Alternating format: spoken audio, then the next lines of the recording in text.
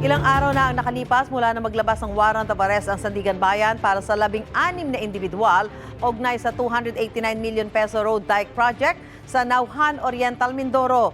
Nasaan na ba ang mga akusado? 6 sa kanila ang nakakulong sa Quezon City Jail.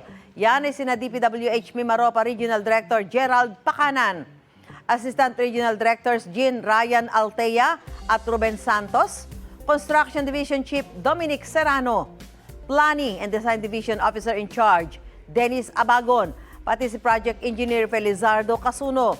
Idedetini naman sa female dormitory ng Camp Karingal ang accountant na si Lerma Kaiko. Kabilang din sa mga nasa kustudiya kahapon ng mga otoridad ang Maintenance Division Chief ng DPWH Mimaropa na si Juliet Calvo. Nagbayad na siya ng piyansa dahil bailable ang kanyang kasong paglabag sa Anti-Graft and Corrupt Practices Act. May 8 pang akusadong tinutugis.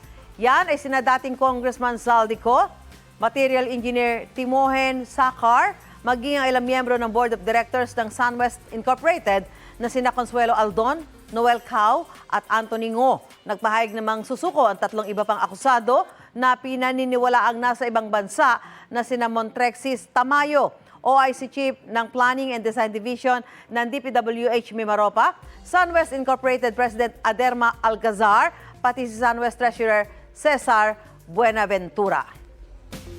Gusto mo bang mauna sa mga balita? Mag-subscribe na sa GMA Integrated News sa YouTube at tumutok sa unang balita.